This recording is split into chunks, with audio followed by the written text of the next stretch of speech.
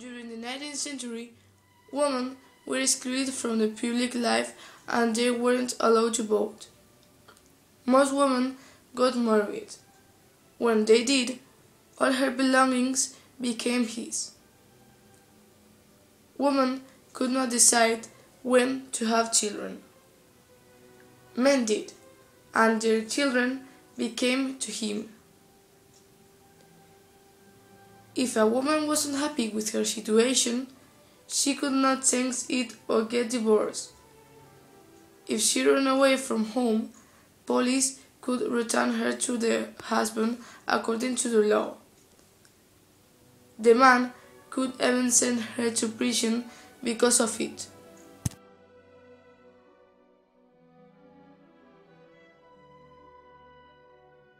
During the 19th century, 95% of married women remained working at home.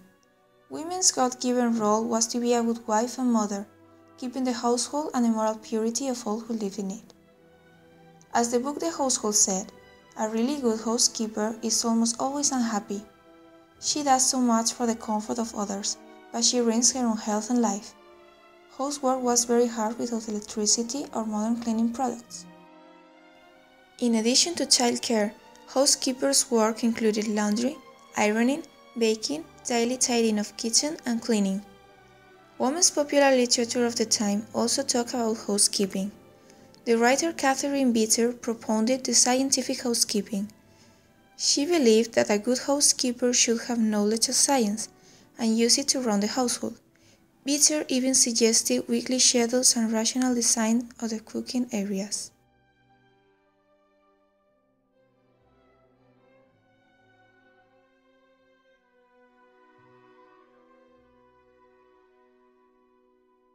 Boys were sent to school at the age of 8.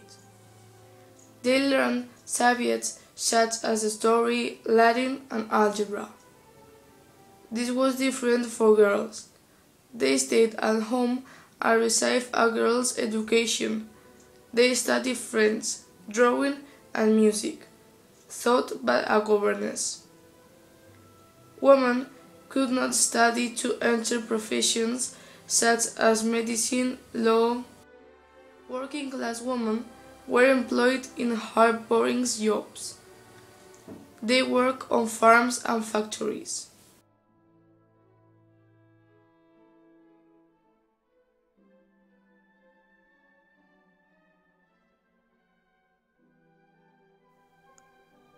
Women's dressing of the time was constricting. Tight lacing, corsets, and multiple layers of skirts impeded their freedom of movement. The most controversial piece of clothing was the corset. Both doctors and feminists agreed on that long-term wearing of corsets could produce fractured ribs, collapsed lungs, or the displacement of the liver. This was because of the pressure on the internal organs they applied.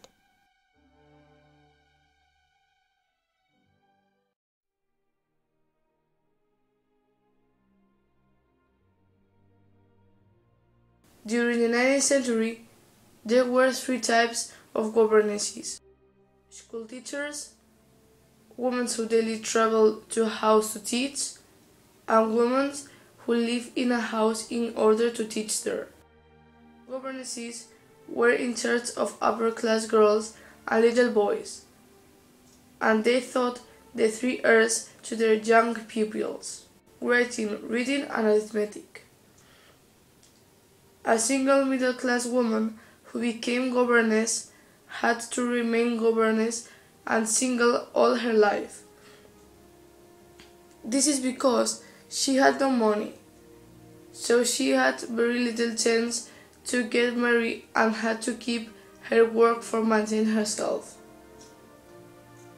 The lifestyle of Victorian governesses was often lonely with few friends. They were the same social position as their employers.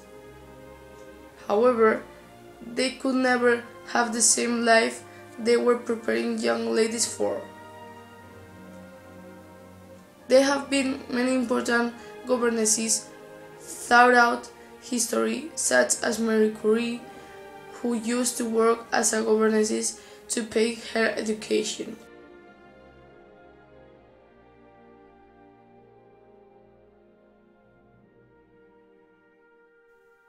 Literature of the 19th century evolved from dogmatic religious beliefs and superstition to a new rational and humanistic literature. Women's image kept negative and below men's. Literature should have changed into a more humanistic point of view, but it was still too masculine. The writer Baudelaire made a grotesque and nauseating description of women in his book A Carcass. Chekhov's description of women in his book The Lady with the Dog wasn't as disgusting, but it was minor and subjugating. The main character of this book characterized women as simple, predictable, and narrow-minded. Poets portrayed the woman's ideal of love in a soft and heartwarming. At the beginning of the 19th century, women only wrote children's literature and poetry. The emotional poetry, where the depth of feeling, morality, and intuition were shown, was considered a feminine gender. In addition, some women of this period wrote different kinds of literature, like Mary Shelley, who wrote the famous book Frankenstein.